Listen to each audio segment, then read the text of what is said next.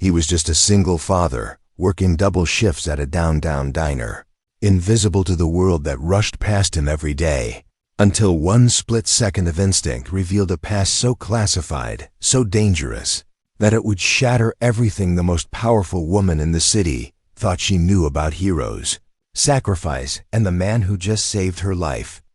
Aaron Crestvale appeared to be nothing more than a quiet server balancing plates and raising his young daughter alone. But when bullets flew through the windows of the Meridian Financial Tower, the man who threw Amaze to the ground and neutralized 3 armed attackers with his bare hands wasn't a diner employee. He was a ghost from the Navy's most elite unit, a decorated operator who had vanished from the radar years ago. This isn't just a story about a rescue. This is about the collision of 2 worlds, the price of buried secrets, and the moment when a billionaire discovers that the man she's about to fall for has been hiding in plain sight all along.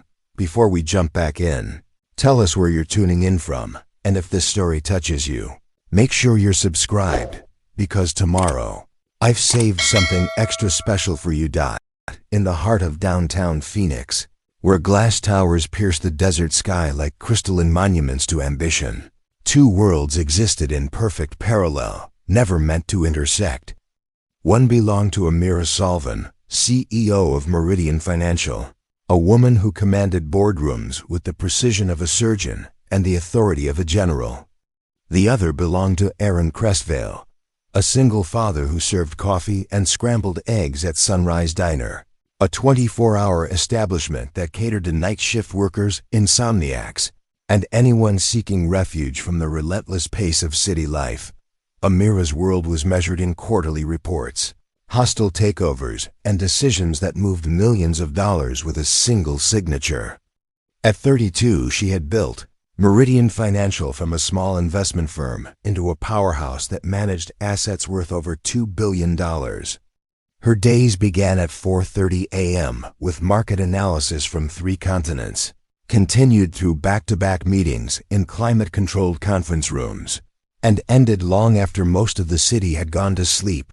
She lived in a penthouse that offered panoramic views of the Sonoran Desert, drove a Tesla that cost more than most people's annual salary, and wore tailored suits that whispered power before she even spoke. Aaron's world was measured in different units entirely. Tips that determined whether he could afford his daughter's dance lessons, the number of hours he could string together between his day shift at the diner and his weekend job doing maintenance at a local community center, the careful balance between being present for Kayla, his 8-year-old daughter, and earning enough to keep their small apartment in the West Side District. His days began at 5 a.m., preparing for the morning rush at Sunrise Diner, continued through serving customers who rarely looked up from their phones long enough to say thank you, and ended with homework help, bedtime stories, and the quiet satisfaction of another day successfully navigated as a single parent. The distance between their worlds wasn't just economic, it was dimensional. Amaze moved through life with the confidence of someone who had never questioned whether she belonged in any room she entered. Aaron moved with the careful deliberation of someone who had learned to make himself invisible, to blend into backgrounds, to observe without being observed. She commanded attention effortlessly. He deflected it instinctively, yet both worlds shared the same geographic space in downtown Phoenix. The Meridian Financial Tower rose 43 stories above the intersection of Central Avenue and Van Buren, its blue-tinted glass reflecting the mountain ranges that surrounded the valley. 6 blocks away, Sunrise Diner occupied the ground floor of a building that had seen better decades, its neon sign flickering intermittently, its vinyl booths patched with duct tape, its coffee strong enough to wake the dead. Amaze had never set foot in Sunrise Diner, though she passed it twice daily in her Tesla. Aaron had never been above the lobby of the Meridian Financial Tower, though he could see its lights from the diner's kitchen window during his closing shifts. Their paths crossed only in the abstract sense that all urban lives intersect, sharing traffic lights and breathing the same desert air. But Phoenix had a way of bringing unlikely elements together. The city itself was a testament to the power of convergence. A metropolis that had grown from nothing in a landscape that seemed hostile to human habitation, sustained by the collision of technology, determination, and desert resilience. It was a place where reinvention was not just possible but expected, where people came to disappear and emerge as someone new. Aaron had chosen Phoenix for exactly that reason, though few people knew the full story of why he needed to disappear. To his co-workers at the diner, he was just another single father doing his best in difficult circumstances. To the other parents at Kyla's school, he was the quiet dad who always showed up on time but rarely lingered for small talk. To his daughter, he was simply everything, the center of a world that felt safe and stable despite its modest dimensions. The morning routine at sunrise. Diner never varied. Aaron arrived at 5 a.m. sharp, unlocked the side entrance, and began the familiar choreography of preparation. Coffee brewing, grill heating, prep work for the breakfast rush that would begin when the night shift workers finished. Their long hours and the early commuters needed fuel for their days. He moved through these tasks with a precision that seemed almost mechanical, but those who looked carefully might notice something else in his movements, a controlled efficiency that suggested training that went far beyond food service. By 6 a.m., the diner would fill with its regular cast of characters. There was Elena, a nurse finishing her shift at the nearby hospital, who always ordered 2 eggs over easy with wheat toast and thanked him with tired sincerity. There was Roberto, a security guard from one of the downtown office buildings, who took his coffee black and strong and left exactly a 15% tip every morning.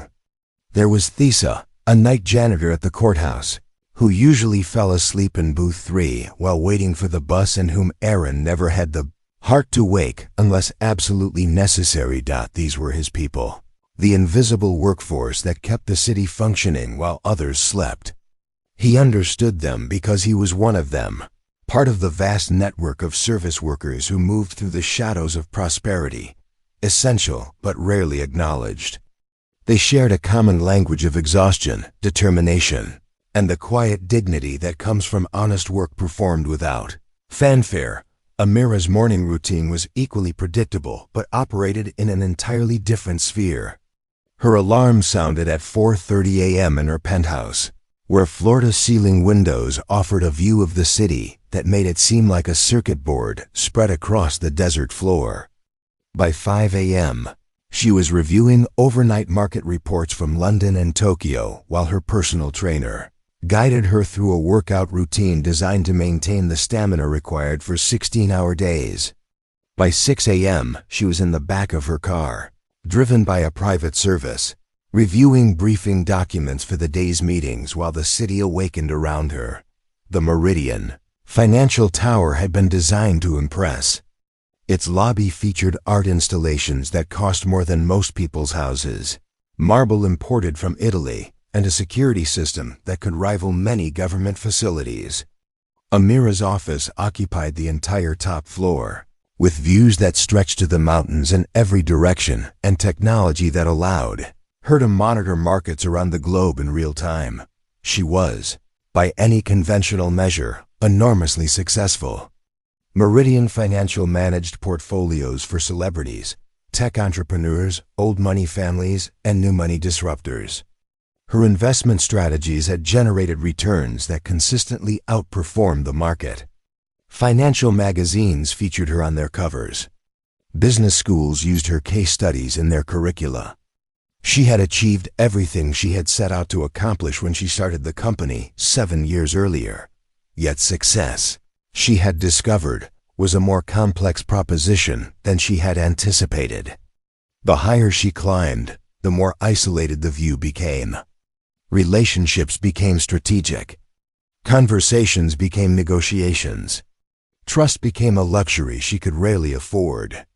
The price of being at the top was often paid in loneliness, though she had become skilled at disguising that cost. Even from herself, neither Amira nor Aaron could have predicted that their parallel worlds were about to collide in a way that would change everything they thought they knew about safety, identity, and the hidden depths that people carry beneath their public faces.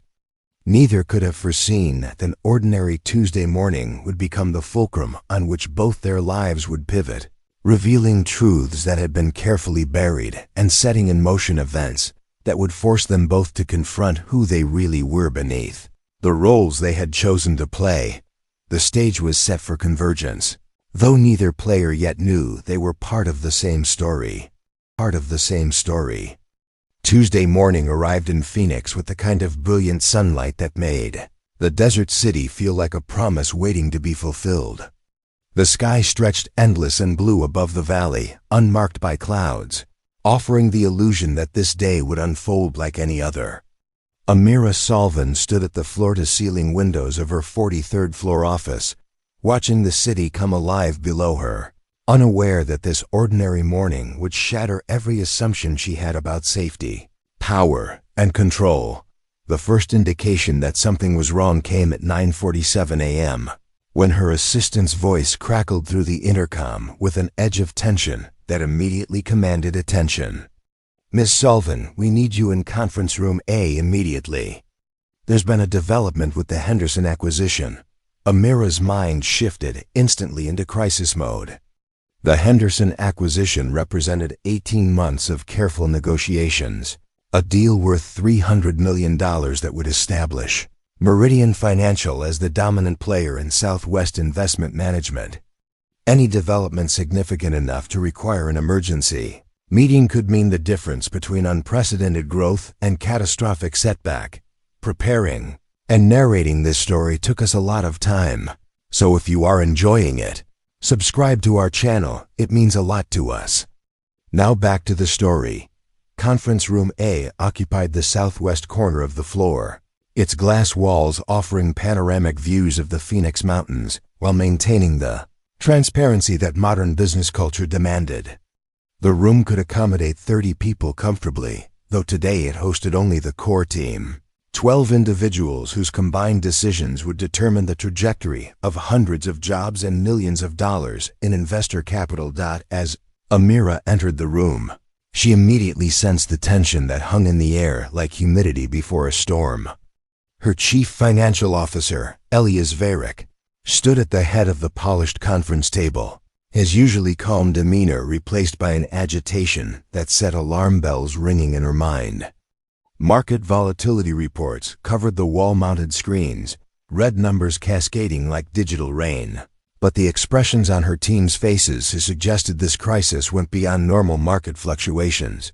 "Talk to me," Amira said, settling into her chair with the controlled grace that had become her signature. "What are we dealing with?" Elias cleared his throat, a gesture she recognized as his tell when delivering news that no one wanted to hear. "We've discovered irregularities in the Henderson portfolio. Significant irregularities. Someone has been systematically manipulating their asset valuations, and if our preliminary analysis is correct, the entire acquisition may be built on fraudulent numbers." The words landed like physical blows. Amira had built her reputation on due diligence, on the kind of exhaustive research that revealed hidden problems before they became public disasters. The possibility that her team had missed something this fundamental challenged not just the deal, but her credibility as a leader and the foundation of trust that her clients had placed in Meridian Financial. "How significant?" she asked, her voice maintaining its professional calm while her mind raced through the implications. "Potentially company-ending significant," Elias replied. "If Henderson has been overstating their assets by the margins we suspect, and if we proceed with the acquisition based on fraudulent valuations, we could be looking at SAC investigations, shareholder lawsuits, and criminal exposure for everyone involved in the decision-making process." The room fell silent except for the barely audible hum of the air conditioning system and the distant sound of traffic 43 floors below.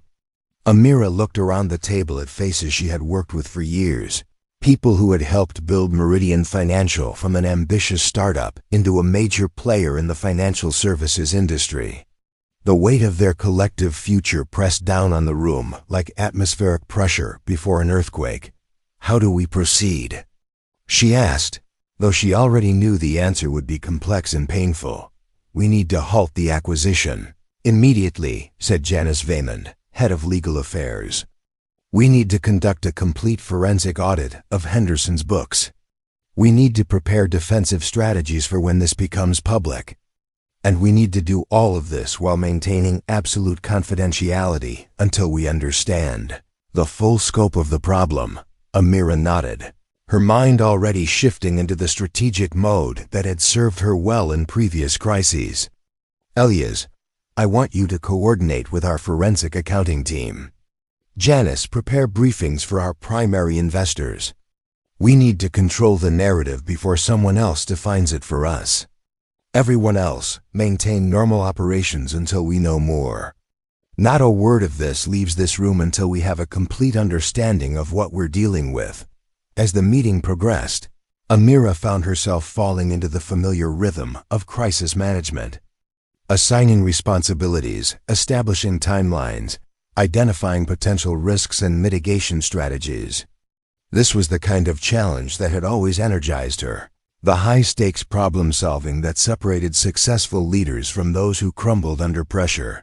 But as she spoke, delegating tasks and projecting confidence, a small voice in the back of her mind whispered doubts that she refused to acknowledge.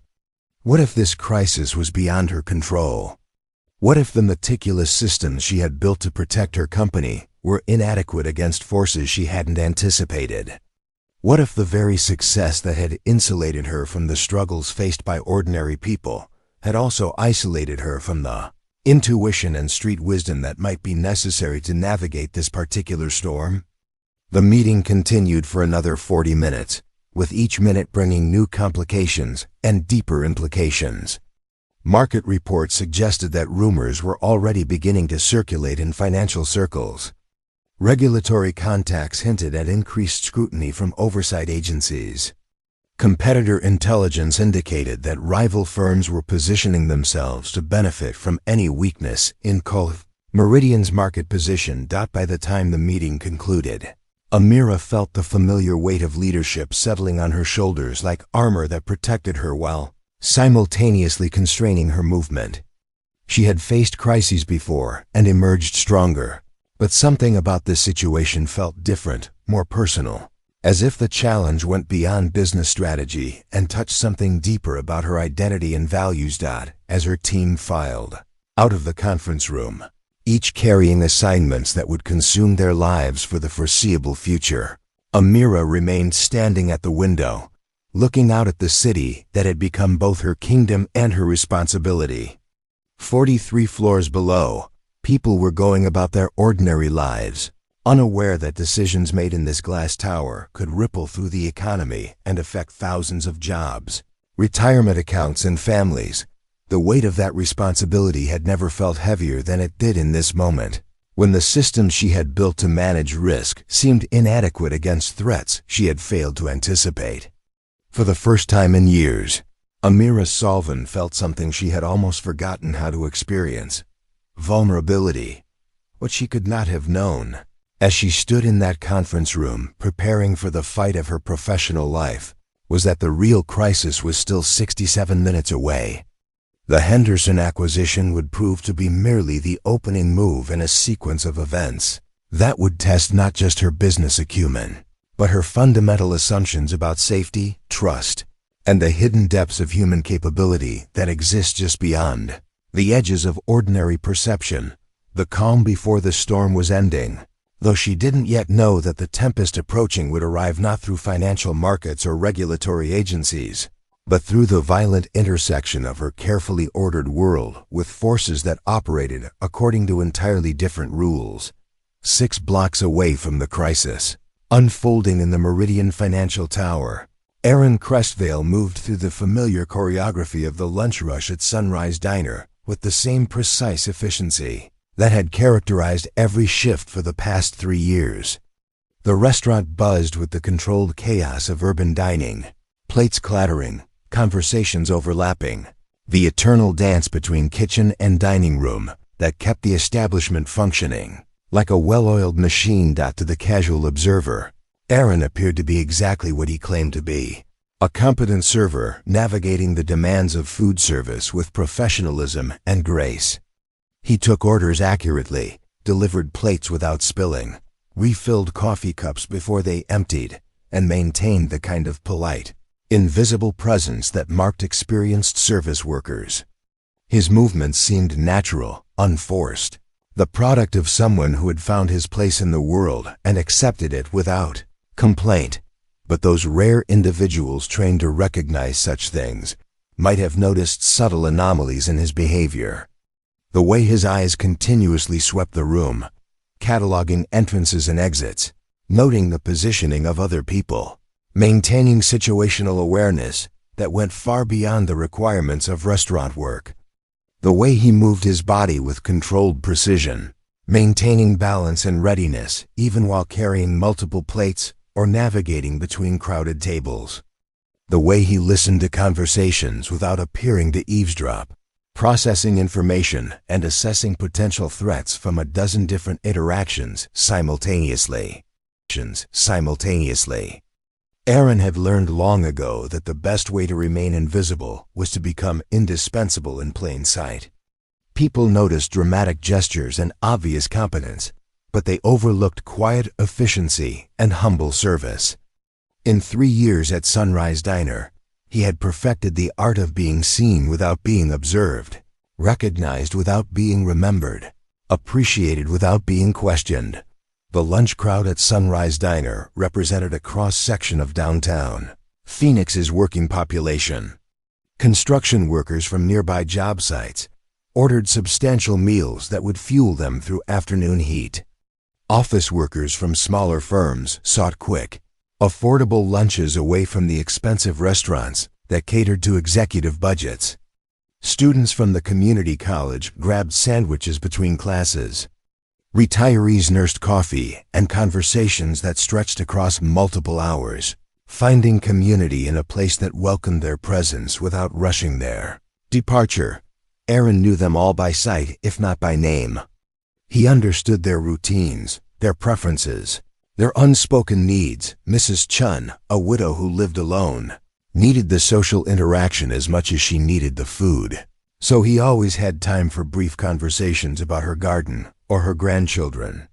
Martinez, a day laborer who worked irregularly, sometimes struggled to afford meals. So Aaron had developed a system of accidentally preparing extra food that needed to be consumed before it spoiled. Thompson, a veteran dealing with PTSD, preferred the corner booth where he could see the entire restaurant. So, Aaron made sure that table remained available during Thompson's usual hours. This network of care and attention had emerged, naturally from Aaron's personality, but it also served a practical purpose. By making himself essential to the daily rhythms of the restaurant and its community, he had created a life that was both meaningful and sustainable. More importantly, he had built a cover identity that was genuine rather than manufactured, rooted in real relationships and authentic service rather than elaborate deception. The afternoon had been proceeding normally when Aaron noticed the change in Roberto's behavior.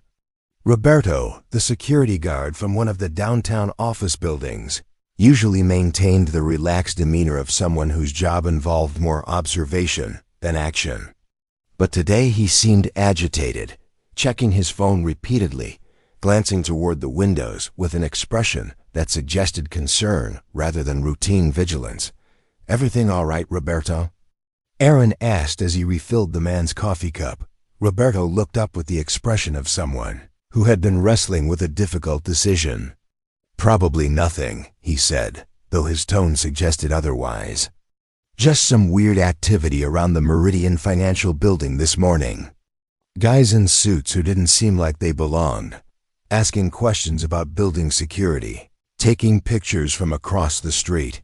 Aaron's training kicked in automatically, though he was careful not to let his increased alertness show in his expression or body language. Weird how? Professional cameras, not phones. Multiple angles. Coordinated timing. Roberto shook his head. Probably just some consulting firm doing a security assessment, but something felt off about it. too organized for random corporate stuff. The conversation continued for another minute before Roberto returned to his lunch and Aaron moved on to other tables.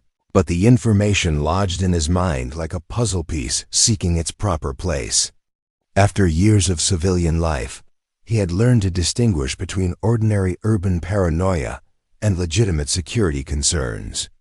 Roberto's observation suggested something that warranted attention, though Aaron hoped his instincts were wrong.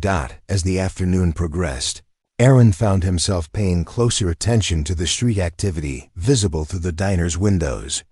Phoenix's downtown area maintained a steady flow of pedestrian and vehicle traffic, but the patterns were familiar enough that anomalies stood out to someone who knew how to look. Around 2:30 p.m., he noticed a black sedan that had been parked across the street for longer than normal, its occupants remaining in the vehicle despite the heat that made extended idling uncomfortable. By 3 p.m., 3 similar vehicles had appeared in the general vicinity, positioned with what appeared to be strategic coordination. Individual details that might have seemed innocuous in isolation began forming a pattern that triggered recognition in Aaron's trained consciousness. The positioning suggested surveillance or preparation for action. The timing suggested coordination. The professionalism suggested serious intent. Aaron had hoped to leave that part of his life permanently behind when he moved to Phoenix with Kyla 3 years earlier.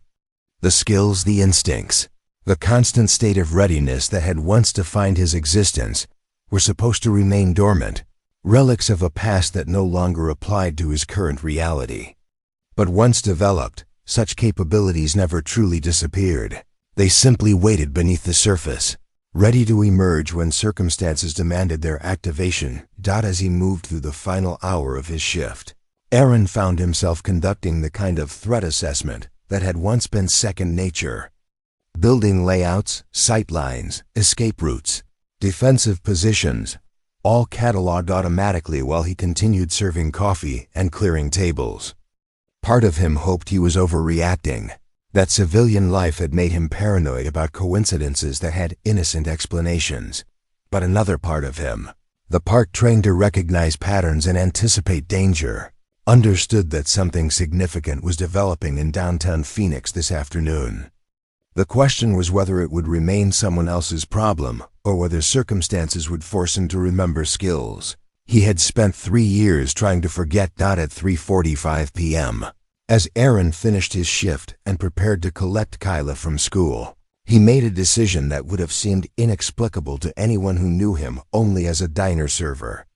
Instead of taking his usual route home, he walked the 6 blocks to the Meridian Financial Tower, ostensibly to run an errand at a nearby store, but actually to conduct a more thorough assessment of whatever situation was developing in that area. What he discovered there would force him to choose between the quiet life he had built and the deeper obligations that never truly leave those who have sworn to protect others, regardless of the personal cost. The Meridian Financial Tower cast its shadow across Central Avenue like a blue-tinted monument to ambition, its 43 stories of glass and steel reflecting the late afternoon sun in patterns that shifted with the movement of clouds across the desert sky. Aaron Crestvale approached the building with the casual gait of someone running routine errands, but his trained awareness cataloged details that painted a picture increasingly difficult to ignore. The surveillance had escalated since Roberto's morning observations. What had been subtle reconnaissance 12 hours earlier had evolved into active preparation for something that looked disturbingly like a coordinated operation. Black vehicles positioned at strategic intervals, personnel in business attire whose movements suggested military or law enforcement backgrounds, communication equipment that exceeded the requirements of typical corporate security. Aaron paused at a newspaper stand across the street from the tower's main entrance, ostensibly browsing headlines, while actually conducting a systematic assessment of the situation developing around him.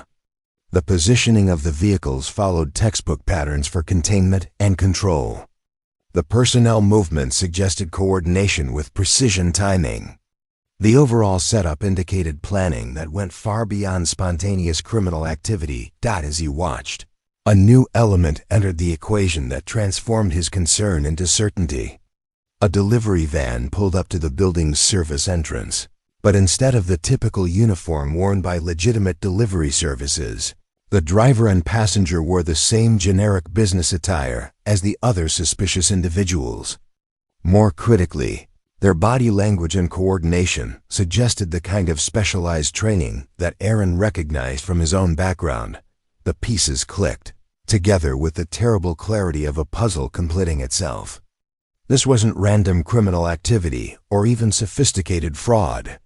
This was a precision operation targeting either the building itself or specific individuals within it, executed by personnel with military or intelligence backgrounds. The level of coordination suggested significant resources and serious intent. Aaron's mind raced through possibilities while his body remained perfectly still beside the newspaper stand. Corporate espionage targeting financial records. Kidnapping focused on high-value executives.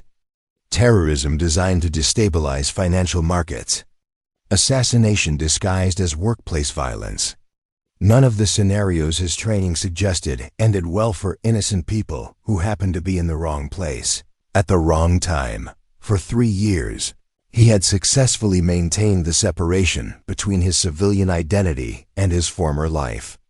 Aaron Crestvale, the diner server, had no connection to the classified operations that had once defined his existence.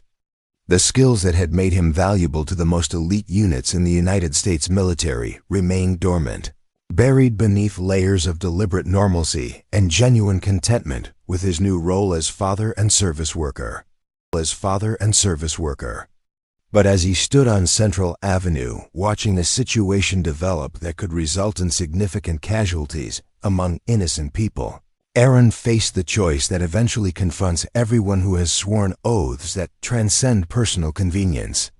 He could walk away, collect Kayla from school, and return to their apartment where they could remain safely, distant from whatever violence was about to unfold in the glass tower across the street. Or he could remember who he had been before he became who he was, and accept the responsibility that came with capabilities most people didn't possess. The decision was complicated by the fact that any intervention would necessarily expose the identity he had worked so hard to protect. Kyla's safety and stability depended on their anonymity, on the absence of connections to his former life that could bring unwanted attention or renewed danger. By revealing his capabilities, he would risk not just his own security, but hers as well. Yet as Aaron watched the final preparations unfolding around the Meridian Financial Tower, he knew that he could not live with himself if he allowed preventable harm to occur when he possessed the ability to intervene. The oath he had taken when he first put on the uniform had not included an expiration date. The responsibility to protect those who could not protect themselves remained valid, regardless of whether he currently carried official authorization. At 4:17 p.m., the situation crystallized. The delivery van's occupants began unloading equipment that was clearly not legitimate delivery materials. The personnel positioned around the building moved into coordinated positions that suggested imminent action. Radio communications increased in frequency and apparent urgency. Whatever operation was being conducted was entering its final phase. Aaron made his choice, moving with the practiced invisibility that had once made him effective in hostile environments. He approached the tower through the blind spots created by urban architecture and vehicle positioning. His civilian clothing provided perfect camouflage, allowing him to move closer to the operational area without triggering the awareness of personnel focused on their assigned sectors. As he drew nearer to the building, fragments of radio communication reached his ears, confirming his worst suspicions about the nature of the threat developing inside the tower. Code words that suggested coordinated breach and control. Target designations that indicated specific individuals rather than random violence. Timeline references that suggested a narrow window for whatever action was planned. Building's security system had been compromised, whether through technical means or human collaboration. The personnel inside the tower were unaware that their normal Tuesday afternoon was about to become something far more dangerous. In approximately 20 minutes, innocent people were going to find themselves in a situation that would test the fundamental assumptions they held about safety and security in modern urban environments. Aaron checked his watch. 4:23 p.m. He thought briefly of Keela, waiting for him at school, expecting their normal routine of homework help and dinner preparation. He thought of the quiet life they had built together, the stability and peace that had replaced the constant adrenaline and uncertainty of his former existence. He thought of all the reasons why the smart choice was to walk away and let someone else handle whatever was about to happen. Then he thought of Amira Salvan, whom he had never met, but whose photograph had appeared in local business publications, and all the other people currently working in that building who had no idea that their lives were about to change in ways they could not imagine. He thought of the oath he had taken and the training he had received and the responsibility that came with capabilities that could make a difference in situations like this. At 4:24 p.m., Aaron Crestvale began moving toward the Meridian Financial Tower with the purposeful stride of someone who had made an irreversible decision. Behind him, he left the safety of anonymity and the protection of ordinary life. Ahead of him lay the confrontation with violence that would reveal exactly who he was, beneath the careful construction of who he had chosen to become. The transformation from civilian to operator occurred gradually at first, then all at once, as muscle memory and trained instincts reasserted themselves after 3 years of dormancy. By the time he reached the building's entrance, the man approaching was no longer just a diner server concerned about public safety. He was a weapon system in human form, activated by necessity and guided by principles that had never truly been abandoned. The collision between his two worlds was about to begin, and there would be no returning to the simple clarity of life before the choice was made. The transformation had begun 5 years earlier, not in the heat of combat or the adrenaline of special operations, but in the sterile corridor of a naval hospital in San Diego, where Lieutenant Commander Aaron Crestvale sat beside a bed containing the most important person in his world.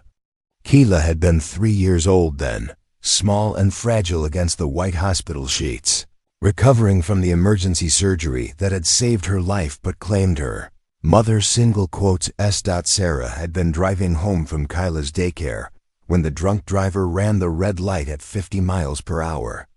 The impact had been instantaneous and devastating, but in those final seconds before emergency responders arrived, Sarah had managed to unbuckle Kyla from her car seat and shield her daughter's body with her own. The action had saved Kyla's life and cost Sarah everything.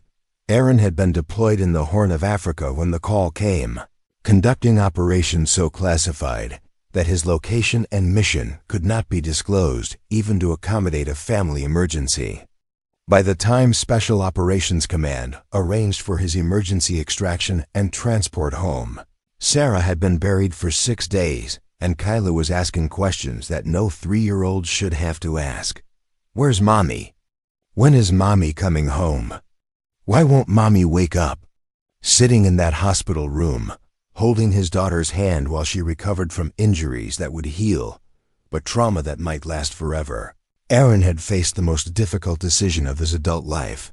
He was at the peak of his military career, a key operator in a unit whose missions contributed directly to national security. His skills were rare, his experience invaluable, his service record exemplary. The Navy had invested millions of dollars in his training and development, and his teammates depended on his capabilities in situations where failure meant death. But Kyla needed a father more than his country needed another special operator. The decision had not been easy. Military service had defined Aaron's identity since he was 18 years old. The structure, the mission, the brotherhood of arms, the clear distinction between good and evil that characterized special operations work, all of it had provided meaning and purpose that civilian life seemed unlikely to replicate. He understood himself in terms of his military role, measured his worth by his contribution to operations that protected people who would never know his name or understand the nature of the threats he had helped neutralize. More complexly, leaving active duty meant abandoning teammates who had become closer than family, men who had shared dangers that created bonds impossible to explain to civilians. The guilt of walking away from that brotherhood, of choosing personal responsibilities over collective mission, weighed heavily on his conscience even as he recognized the necessity of the choice. The official process of leaving special operations had required 18 months of debriefings, psychological evaluations, security clearance reviews, and administrative procedures designed to ensure that classified knowledge and specialized capabilities would not be compromised by the transition to civilian status. During that period, Aaron had functioned in a strange liminal state, no longer fully part of the military world, but not yet integrated into civilian society. The hardest part had been explaining to Kyla, in terms a 4-year-old could understand, why they were moving away from everything familiar to start over in a place where nobody knew their history. Phoenix had been chosen for practical reasons, remote enough from military installations to minimize the likelihood of chance encounters with former colleagues, large enough to provide anonymity, affordable enough to accommodate life on a service worker's salary. The first year had been brutal. Aaron had possessed highly specialized skills that had little application in civilian employment, extensive experience that he could not discuss or use as professional references, and a security clearance that prevented him from pursuing government work that might have utilized his background. The transition from commanding elite operations to serving coffee and eggs had required psychological adjustments that no amount of military training had prepared him to handle. Worse than the professional adjustment had been the social isolation. Civilian concerns seemed trivial compared to the life and death responsibilities he had carried for over a decade. Civilian complaints about workplace stress or relationship problems felt insignificant when measured against memories of firefights and hostage rescues and counter-terrorism operations. The gap between his experience and that of his new colleagues was so vast that meaningful connection seemed impossible. For months, Aaron had struggled with depression, anger, and a sense of purposelessness that threatened to consume him. He had given up everything that defined him as a person in order to be present for Kyla, but presence alone did not automatically translate into effective parenting. He was haunted by doubts about whether he had made the right choice, whether Kayla would have been better served by his continued military service, and her placement with relatives who possessed normal family skills. The turning point had come during Kyla's first parent-teacher conference at her new school in Phoenix.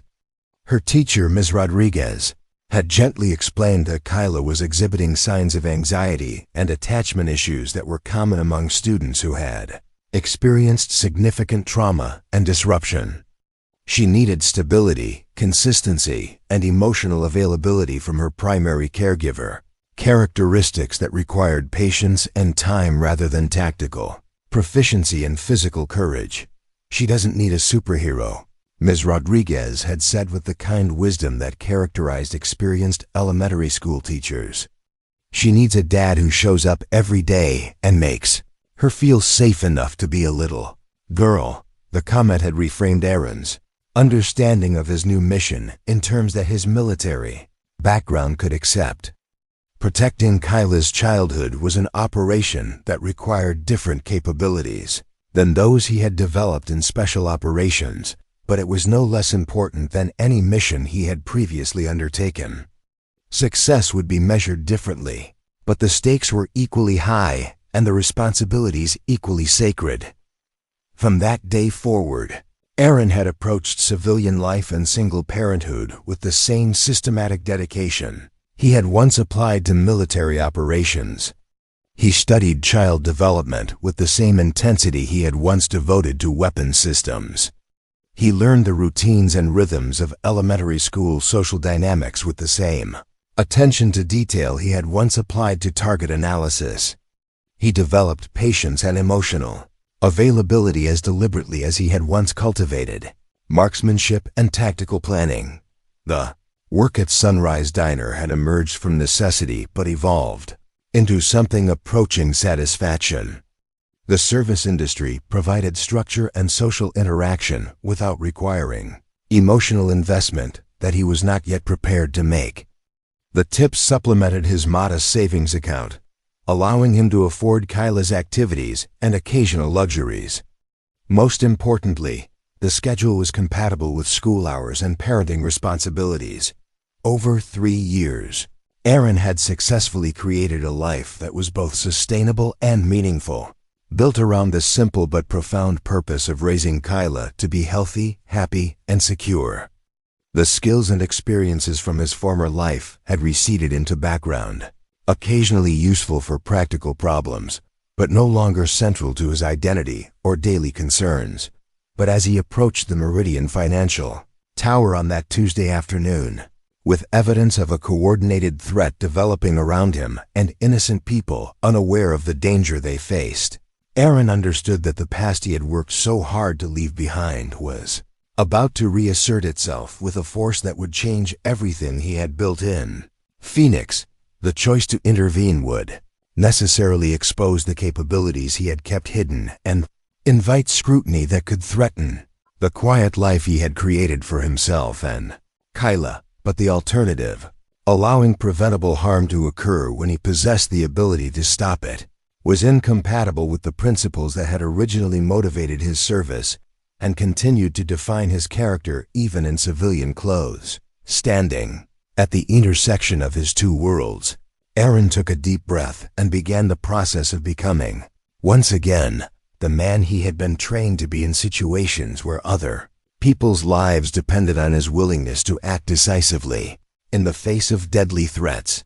The first shots shattered the glass facade of the Meridian Financial Tower at exactly 4:31 p.m., sending crystalline fragments cascading onto Central Avenue like deadly rain.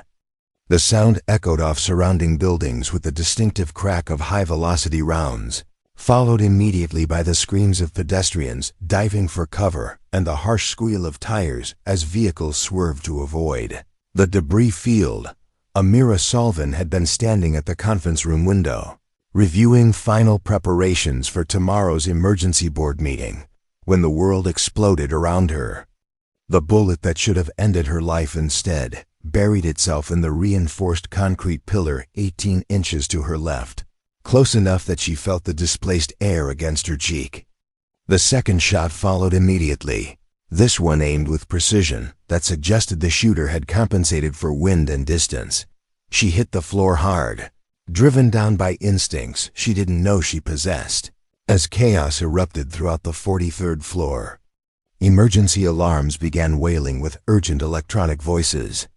Security personnel shouted instructions over radio systems that crackled with overlapping communications. Outside, the coordinated attack that Aaron had recognized was unfolding with military precision and devastating effectiveness, but Amira had no context for understanding what was happening or why. From her position pressed against the marble floor, breathing in the dust and debris that filled the air, she could see only fragments of a nightmare that made no rational sense. Armed figures moving through the building's lower floors. Elevator systems shut down by electronic override.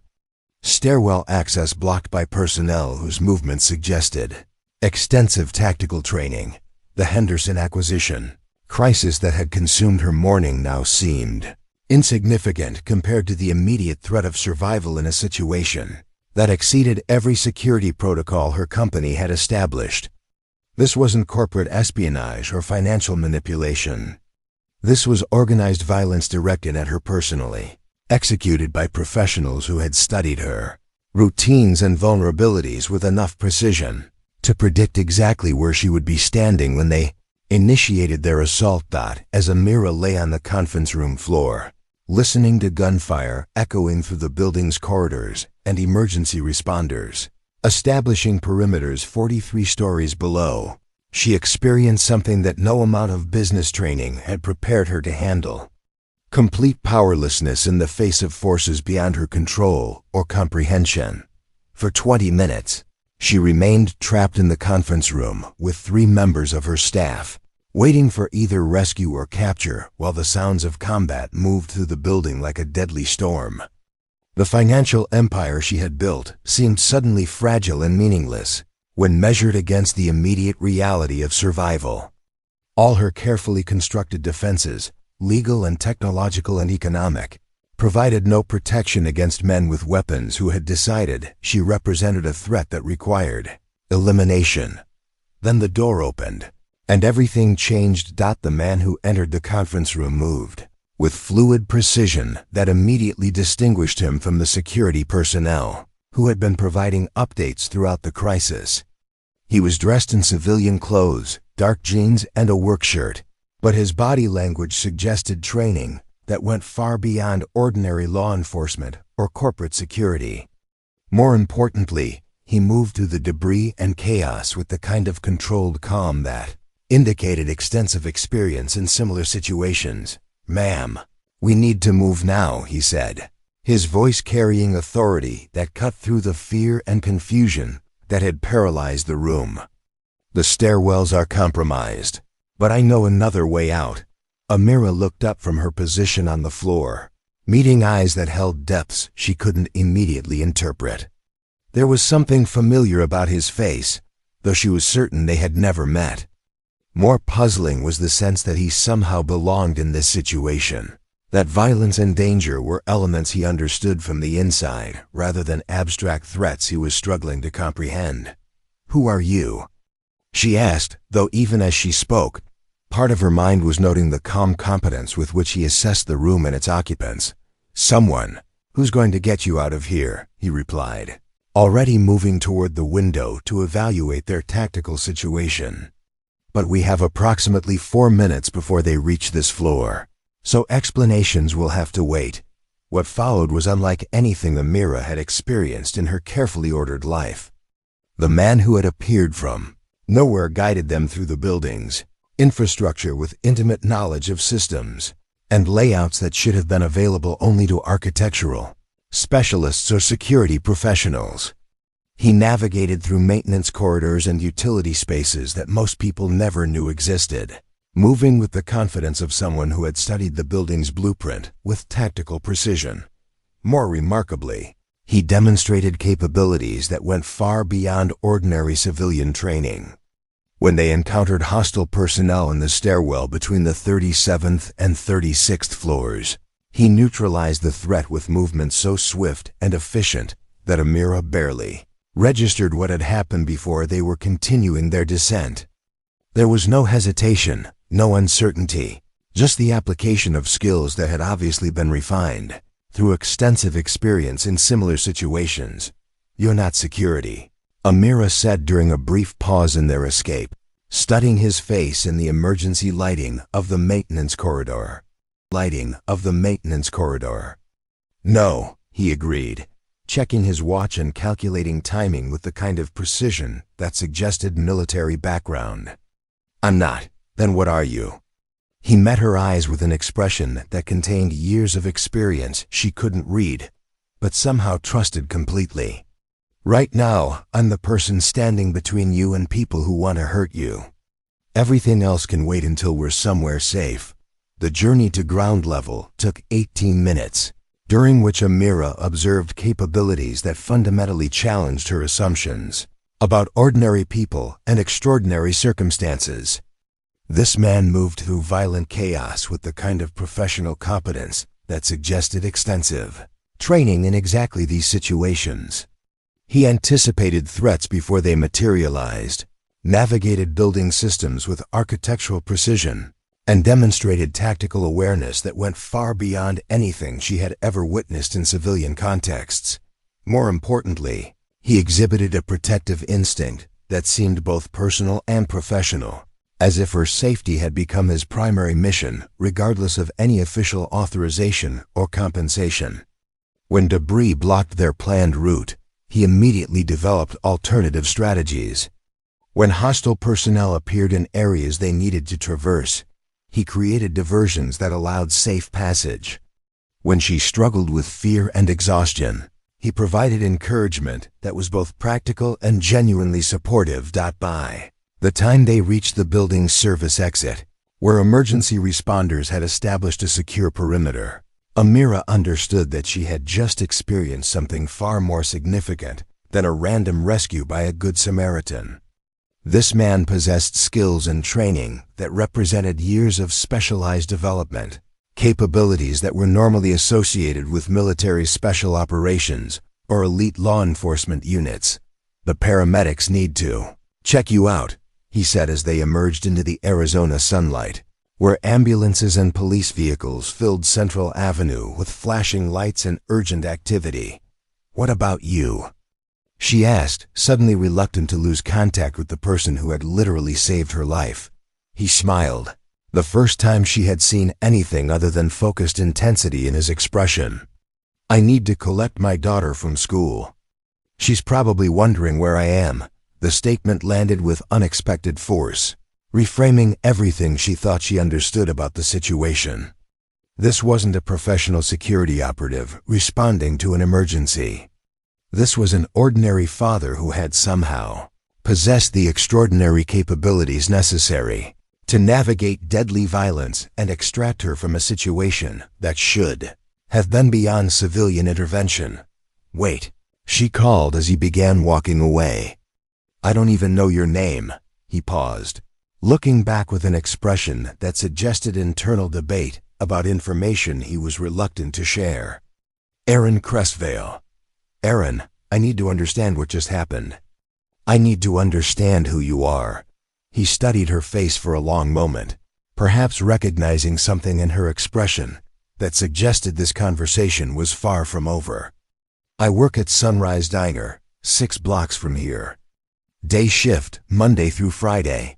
Then he disappeared into the crowd of emergency responders and curious onlookers, leaving Amira standing beside an ambulance with questions that would fundamentally alter her understanding of the world around her and the hidden depths that people carried beneath their public identities. As paramedics checked her vitals and police investigators began their interviews, Amira found herself thinking not about the attack she had survived, but about the man who had saved her life, with capabilities that suggested a story far more complex than anything she could have imagined about someone who served coffee and eggs at a neighborhood diner. The emergency board meeting convened at 8 a.m. the following morning in Meridian Financial's temporary headquarters, a conference room at the Phoenix Marriott that had been secured and swept for electronic surveillance after yesterday's attack rendered their building temporarily inaccessible.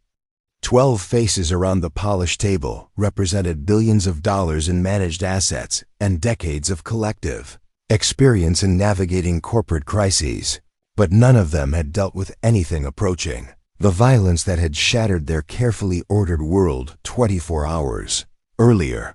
Amira sat at the head of the table, her tailored business suit concealing the bruises and scrapes she had sustained during her escape from the tower, her composed expression masking the fundamental questions that had kept her awake throughout the night.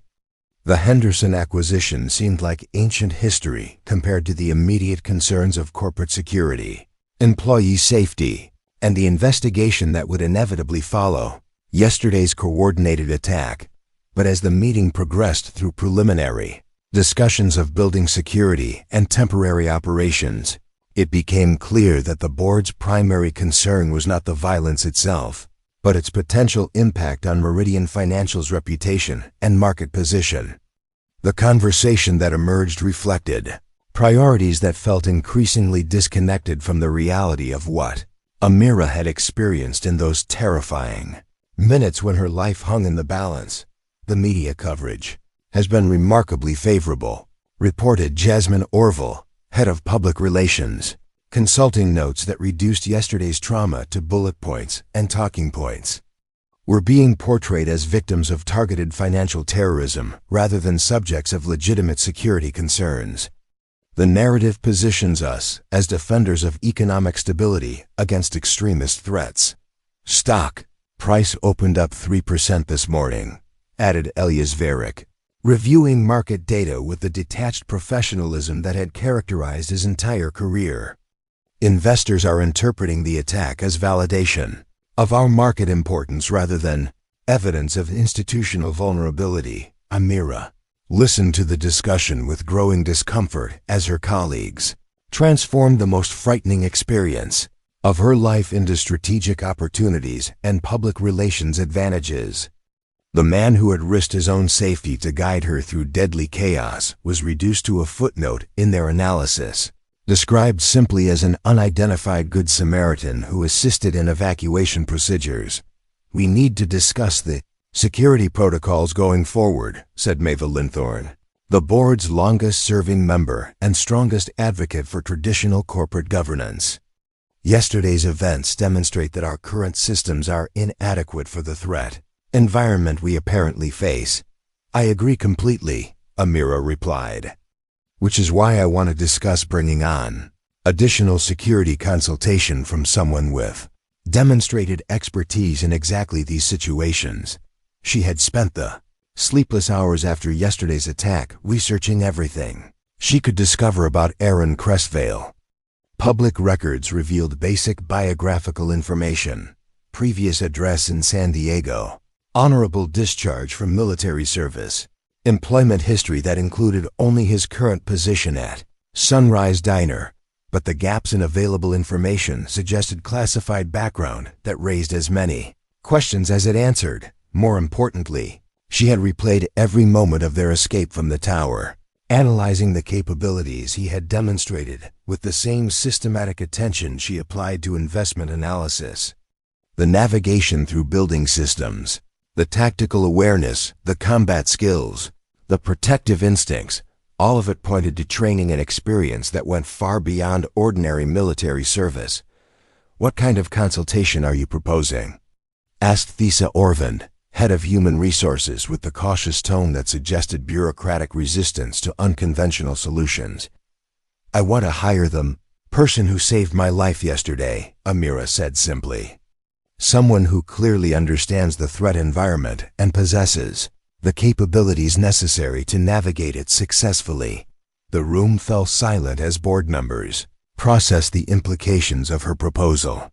Maeve Linthorne was the first to respond, her voice carrying the authority of someone accustomed to defining acceptable boundaries for corporate decision-making. "Amira, we understand that yesterday was traumatic, and it's natural to feel gratitude towards someone who helped you in a crisis situation. But hiring decisions, especially for positions involving security and access to sensitive information, cannot be based on emotional responses to extraordinary circumstances." "This isn't an emotional response," Amira replied, though she recognized that defending the proposal would require more than personal conviction. "This is a practical assessment based on demonstrated capabilities under actual threat conditions." "What do we know about this individual's background?" asked Elias, reviewing notes that contained the same limited biographical information Amira had discovered. "Military service, but no details about specialization or security clearance. Current employment as food service worker. No formal credentials in corporate security or risk management. He neutralized multiple armed attackers and extracted me from a 43-story building under active assault," Amira said, her voice gaining strength as she recalled the precision and competence she had witnessed. "I think those credentials speak for themselves. Maeve leaned forward with the expression of someone preparing to deliver unwelcome guidance to a subordinate who had lost perspective. "Amira, you built this company by making decisions based on analysis rather than impulse. Yesterday's experience was clearly traumatic, but we cannot allow trauma to override the systematic evaluation processes that have served us well for 7 years." "What systematic evaluation processes identified the security vulnerabilities that allowed yesterday's attack to succeed?" Amira asked, her patience beginning to fray under the weight of condescension disguised as corporate wisdom. "That's exactly why we need to engage established security consulting firms with proven track records and Appropriate insurance coverage, said Thesa. Not individual contractors with unverifiable backgrounds and unclear motivations. The conversation continued for another 20 minutes, with board members raising increasingly bureaucratic objections to her proposal while demonstrating complete misunderstanding of what she had actually experienced during the attack. They spoke about liability concerns and background checks and corporate protocols as if yesterday's violence had been a theoretical exercise rather than a life-threatening crisis that revealed the inadequacy of their existing assumptions. I'm not proposing to hire him as a permanent employee, Amira said, making one final attempt to bridge the gap between her experience and their concerns. I'm suggesting we retain him as a security consultant for the investigation period while we develop long-term protocols based on actual threat assessment rather than corporate security. Theater? Absolutely not, Maeva declared with finality that suggested the matter was settled. Meridian Financial cannot afford to be associated with unvetted contractors whose backgrounds raise more questions than they answer. We have a fiduciary responsibility to our investors and a professional obligation to maintain institutional credibility. Amira looked around the table at faces that represented everything she had worked to build during her career in financial services. These were accomplished people whose judgment she had respected and whose support had been essential to her company's success. But their response to yesterday's crisis revealed limitations in their understanding that felt suddenly insurmountable. Let me be absolutely clear, she said, her voice carrying the quiet authority that had characterized her most important business decisions. The individual you're describing as an unvetted contractor saved my life through capabilities that our entire security apparatus failed to provide. Your concerns about credentials and protocols would be more persuasive if our credentialed security professionals had demonstrated similar effectiveness under actual threat conditions. That's not the point, Elias replied. The point is institutional responsibility and risk management, based on established procedures rather than personal relationships formed under extraordinary circumstances. Amira realized that the fundamental disconnect was not about procedures or credentials or risk management. It was about the worldview that treated yesterday's violence as an abstract problem to be managed through bureaucratic processes, rather than a concrete reality that required capabilities most corporations never developed because they never faced situations that tested their actual effectiveness. Then we have a philosophical difference that cannot be resolved through committee discussion, she said, standing with the kind of controlled movement that signaled the end of negotiation. I'll be conducting my own security consultation outside of official company channels. Statement hung in the air like a challenge that nobody quite knew how to address. Maeva's expression suggested disapproval that bordered on accusation of insubordination, while other board members exchanged glances that indicated concern about Amira's judgment and decision-making capacity. Amira, Maeva said carefully, I hope you understand that personal security decisions that could affect company operations or reputation fall within the board's oversight responsibilities. We cannot simply ignore actions that might create liability or public relations complications. Amira met her gaze with the steady confidence that had carried her through every major challenge of her business career.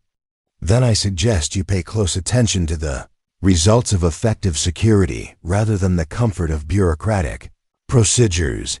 She left the conference room with the clear understanding that her relationship with the board had fundamentally changed, not because of yesterday's attack, but because of their response to her survival and the capabilities that had made survival possible. The man who had saved her life had inadvertently revealed the limitations of the institutional thinking that had shaped her professional identity for 7 years now. She faced the choice between the safety of conventional corporate wisdom and the uncertainty of trusting her own judgment about extraordinary people who operated according to principles that transcended organizational charts and credential requirements. The afternoon rain that swept across Phoenix arrived without warning, transforming the desert city's usual brilliant sunshine into something softer and more mysterious. Water streamed down the windows of Sunrise Diner as Amira Salvan sat in booth 7, nursing a cup of coffee that had grown cold while she waited for the courage to begin a conversation that would change everything she thought she understood about safety, trust, and the hidden depths that people carried beneath their public faces. Aaron Crestdale moved through his shift with the same quiet efficiency she had observed during their brief encounter outside the Meridian Financial Tower. But now she watched him with different eyes. The way he anticipated customers' needs without being asked. The way he navigated the cramped space behind the counter with fluid precision. The way his awareness extended to every corner of the restaurant, even while focusing on immediate tasks. All of it spoke to training and instincts that went far beyond food service. For 3 hours, she had been working up the nerve to approach him directly, but every time he came near her table, the magnitude of what she needed to say seemed too large for casual conversation. How do you ask someone to explain capabilities that saved your life, but revealed secrets they had clearly worked hard to protect? How do you offer compensation for services that transcended normal professional relationships? At 3:45 p.m., as the afternoon crowd began to thin and Erin finished cleaning the coffee station for the 3rd time, she finally made her decision. She approached the counter with the same controlled determination that had carried her through hostile boardrooms and difficult negotiations, though this felt more personal and more uncertain than any business discussion she had ever initiated. "Excuse me," she said, waiting until he looked up from his work. "I was hoping we could talk." Erin studied her face for a moment, recognizing something in her expression that suggested this conversation was inevitable. "About yesterday?" "About a lot of things," she replied. "But yes, yesterday would be a good place to start." He glanced around the restaurant, calculating timing and customer needs with the kind of situational awareness that never seemed to shut off. "I have a 15-minute break in about 10 minutes. Would that work?" That would be perfect.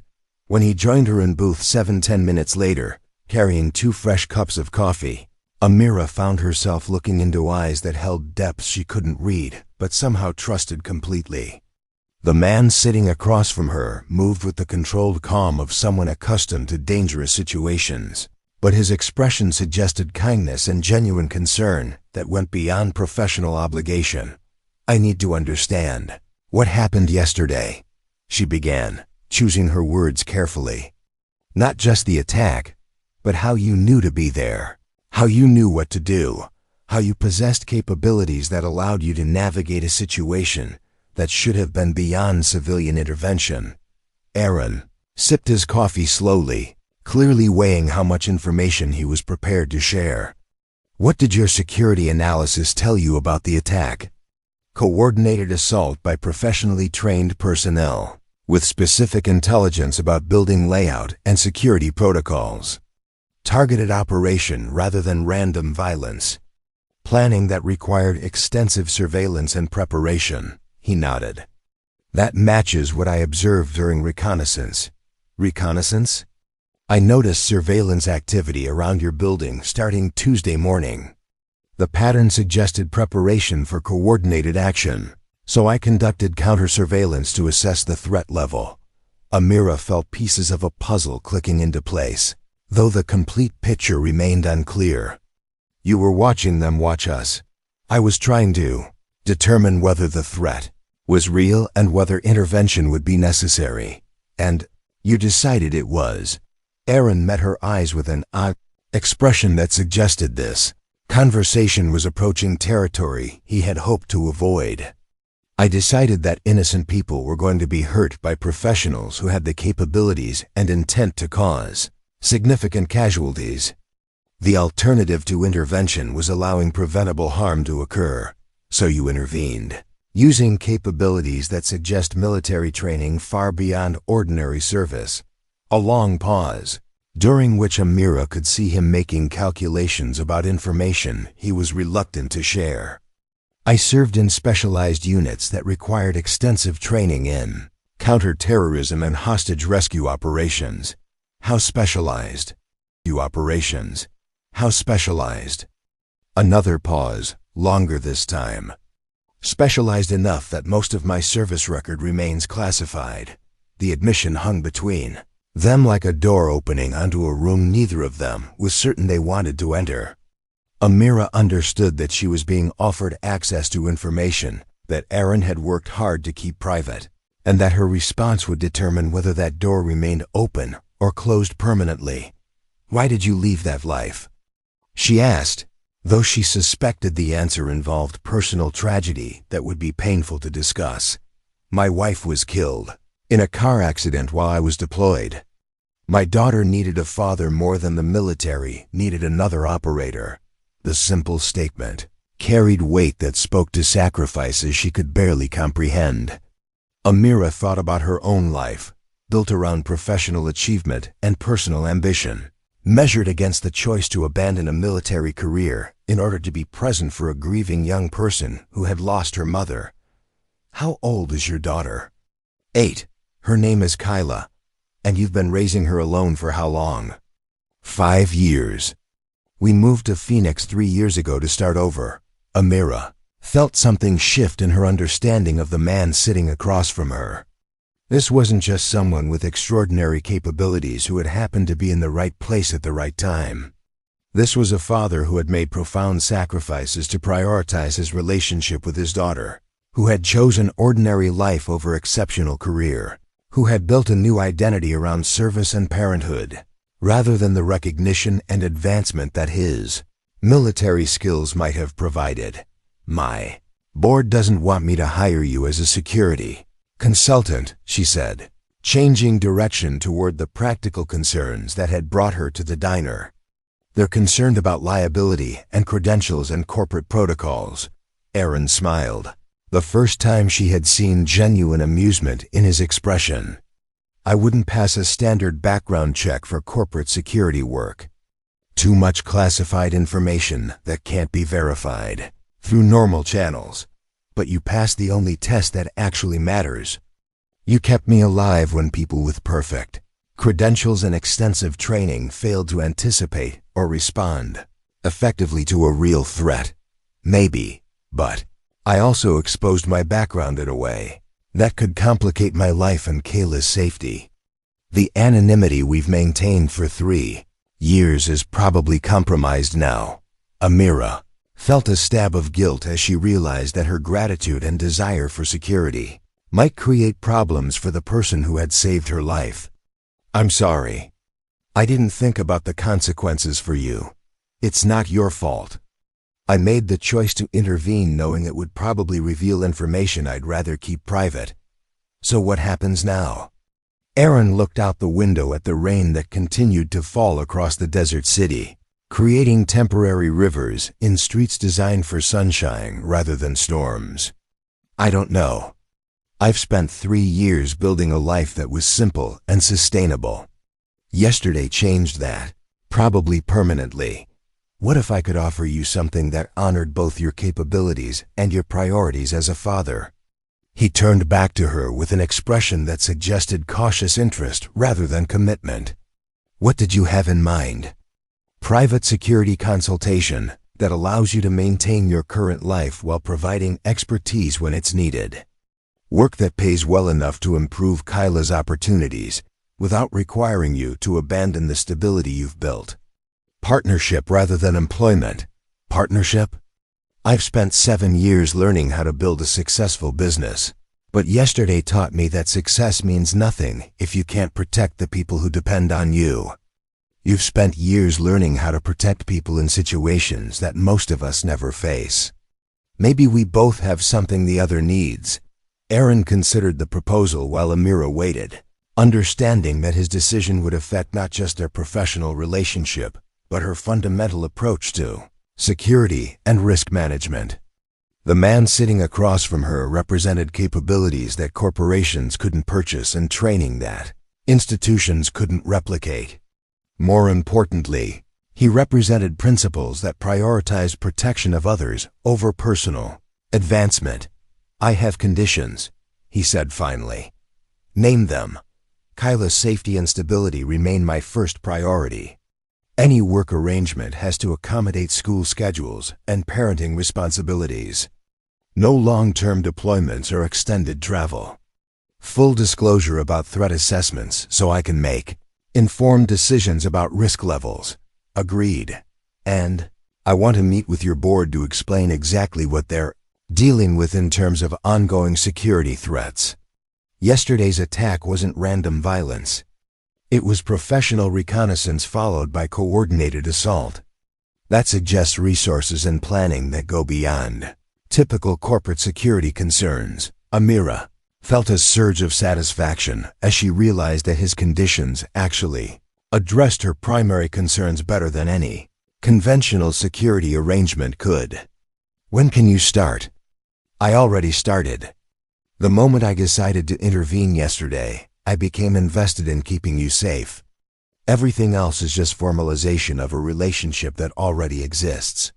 They shook hands across the table while rain continued to fall outside the windows of Sunrise Diner, washing the desert clean and preparing the ground for whatever grew next in the complicated partnership between a billionaire who had discovered the limits of conventional power and a single father who had learned that some obligations transcended personal convenience. Neither of them could predict what challenges lay ahead, but both understood that they had crossed a threshold that would reshape their understanding of trust, capability, and the hidden strengths that people carried beneath the surfaces they showed to the world.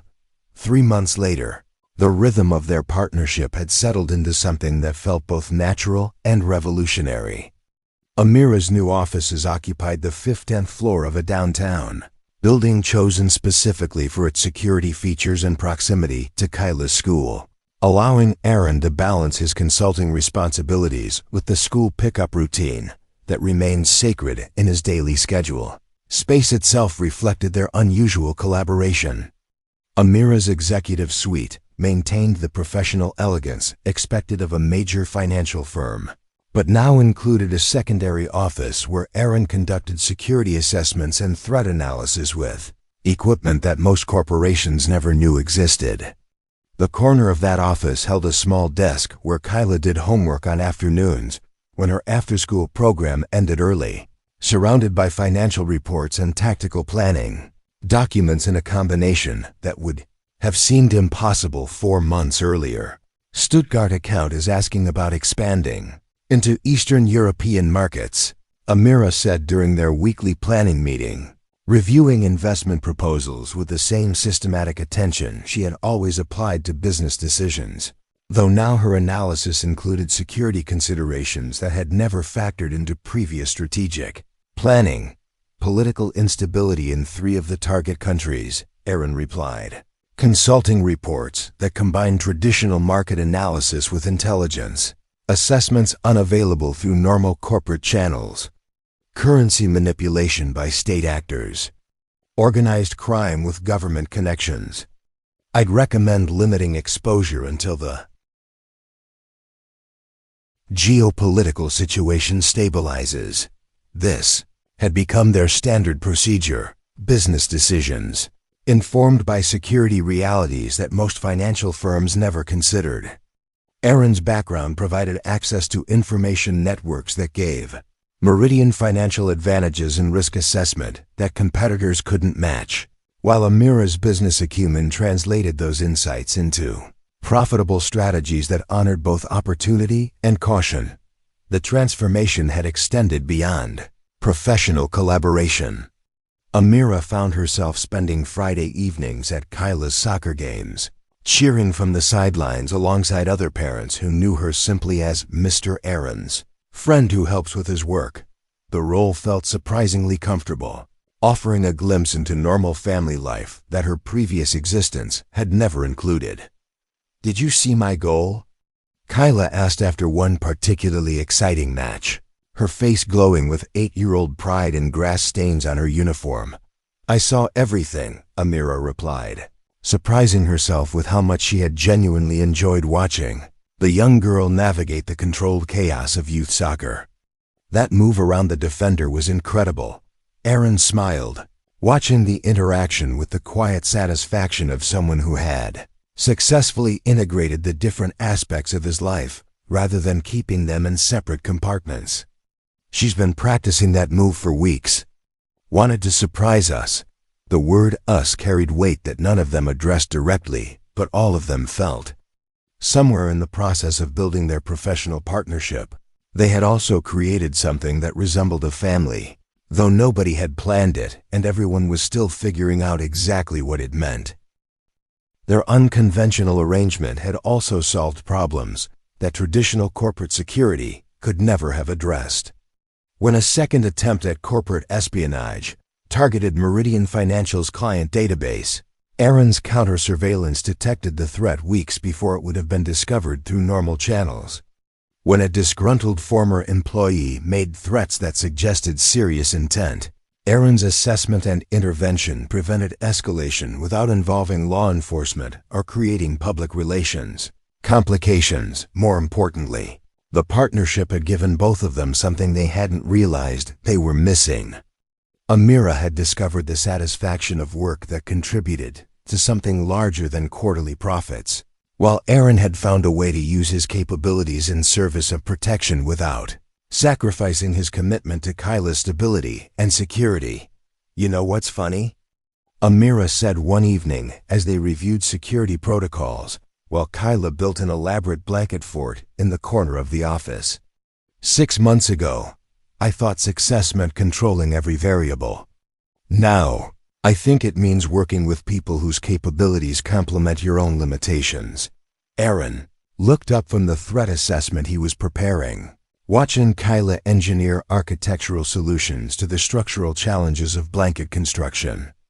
I used to think protection meant handling everything myself. Turns out it's better when you have partners you can trust with the things that matter most.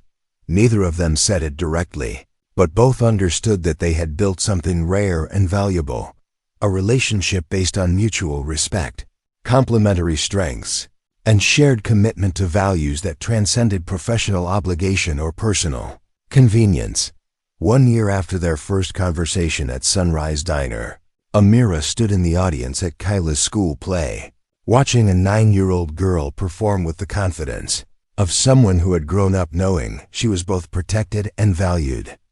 Beside her, Aaron applauded with the quiet pride of a father who had successfully balanced extraordinary capabilities with ordinary parenting, creating space for his daughter to flourish without the shadows of his past defining her future.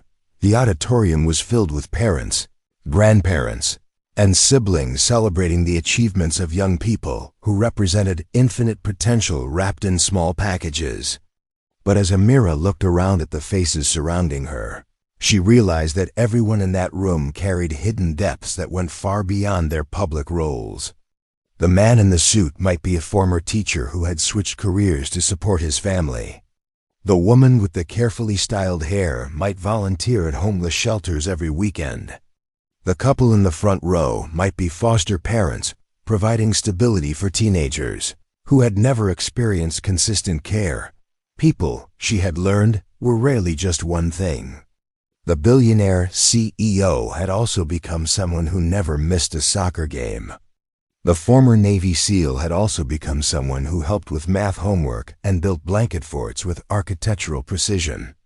The quiet partnership they had created had taught both of them that identity was not fixed, that circumstances could reveal capabilities they never knew they possessed, and that the most meaningful relationships often developed between people who saw potential that others overlooked. She did amazing, Amira whispered as the curtain fell and Kyla took her bow with theatrical flair that would have impressed professional performers. She's got good role models, Aaron replied, and the simple statement carried acknowledgement of how their unconventional family had given all of them permission to become more than they had been.